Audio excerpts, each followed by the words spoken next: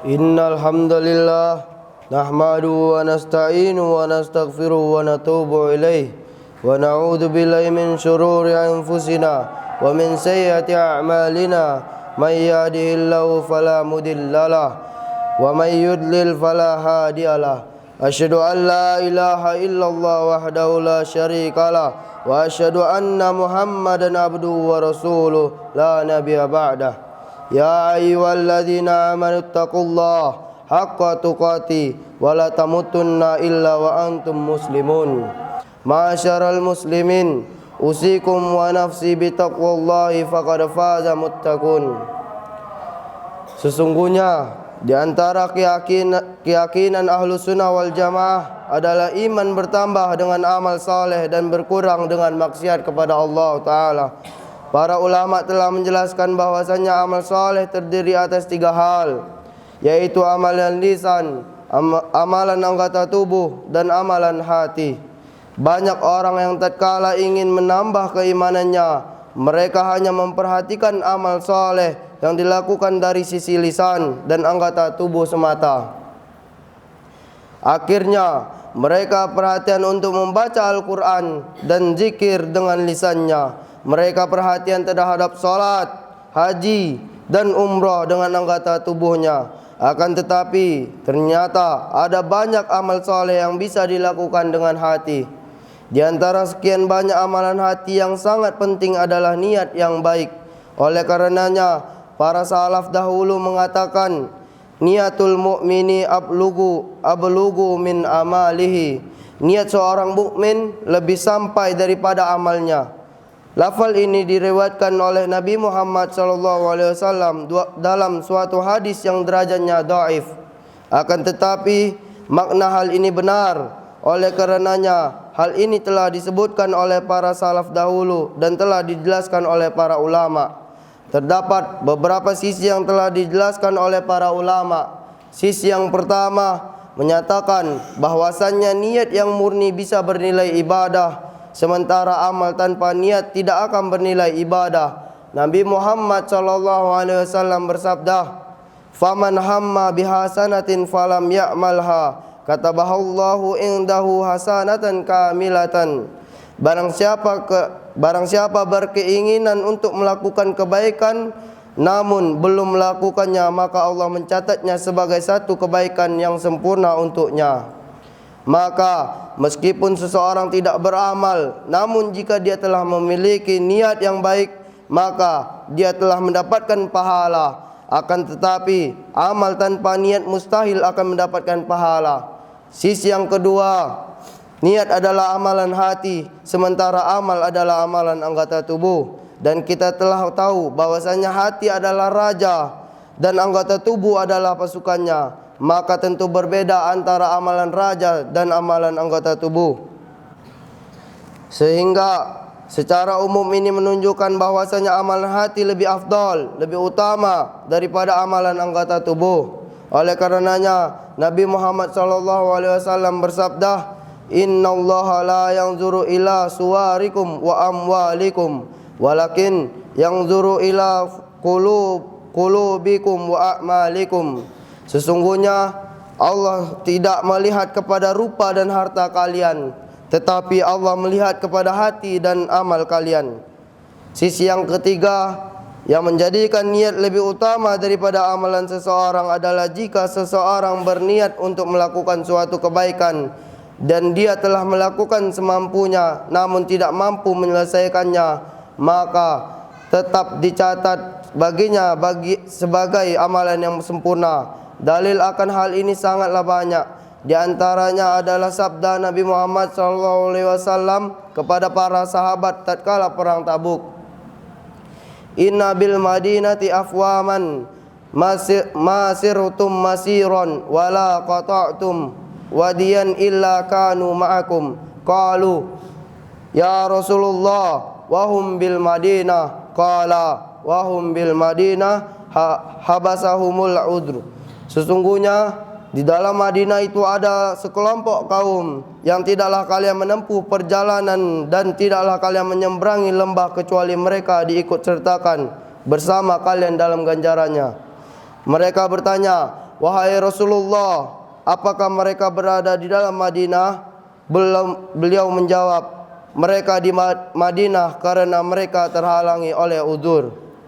Bayangkanlah bagaimana Nabi Muhammad SAW menyebutkan bahwa ada orang yang tinggal di kota Madinah, tidak keluar bersama para sahabat untuk pergi sejauh 700 km menuju kota Tabuk untuk berperang. Akan tetapi mereka mendapatkan pahala yang sama dengan orang-orang yang berangkat berjihad. Ini semua dikarenakan mereka yang tinggal di Madinah telah berniat untuk ikut berjihad, akan tetapi mereka tidak dapat berangkat karena rasa sakit. Kemudian Nabi Muhammad SAW juga bersabda, "Idza maridul abdu aw safar kutiba lahu mithlu ma kana ya'malu muqiman sahihan." Jika seseorang hamba sakit atau berpergian lalu beramal, ditulis baginya pahala seperti ketika dia beramal sebagai mukim dan dalam keadaan sehat. Seseorang yang tatkala sehat senantiasa melaksanakan salat rawatib, salat malam, puasa sunnah, maka tatkala dia sedang sakit atau safar yang membuat dia sulit untuk melakukan kebiasaan-kebiasaan tersebut, maka tetap dicatat baginya seperti telah melakukan amal tersebut karena niatnya. Hanya saja dia terhalangi dengan safar atau sakit. Demikian juga sabda Nabi Muhammad SAW, "Man sa'alallahu syahadata bisidqin balaghatullahu manazila syuhada wa in mata ala firashihi." Barang siapa mengharapkan mati syahid dengan sungguh-sungguh, maka Allah akan mengangkatnya sampai ke derajat para syuhada meski ia meninggal dunia di atas tempat tidur. Demikian juga Nabi Muhammad bersabda, "Man atta firasyahu wa huwa yanwi an yakuma fayusalliya minal laili faghalabathu ainuhu hatta yusbiha kutiba lahu ma nawa wa kana umuhu sadaqatan alaihi mir rabbih." Barang siapa beranjak tidur dengan niat untuk bangun dan salat malam, namun ngantuk mengalahkannya hingga tiba pagi, maka akan ditulis baginya apa yang dia niatkan. Dan tidurnya dihitung sebagai sedekah dari Rabb-nya. Ini semua menunjukkan bahwasannya niat memiliki kekuatan yang luar biasa, bahkan terkadang mampu untuk melampaui amalan itu tersendiri. Di antara yang menunjukkan bahwasannya niat itu lebih sampai daripada amal adalah sebagaimana perkataan para ulama bahwa niat itu bersih daripada ujub dan riya. Karena tatkala seseorang memiliki niat yang baik, tidak ada yang mengetahuinya kecuali dia memberitahukannya. Selama seseorang menyembunyikan niat tersebut sehingga hanya Allah yang mengetahuinya, maka niat tersebut tidak akan terkena riya dan ujub yang akan membatalkan amal soleh. Aqulu qawli hadza wa astaghfirullahu li wa lakum wa lisairil muslimin min kulli dhanbin wa khati'atin fa astaghfiru innahu wal ghafurur rahim.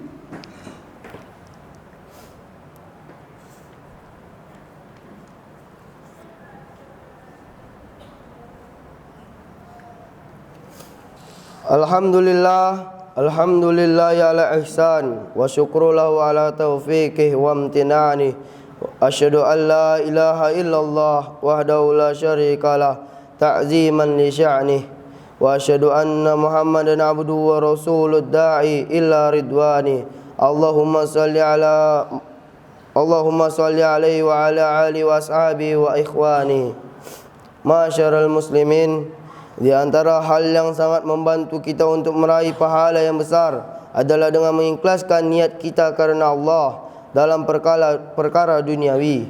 Kalau sekiranya kita meniatkan perkara dunia tersebut karena Allah, maka perkara tersebut akan berubah menjadi amal saleh.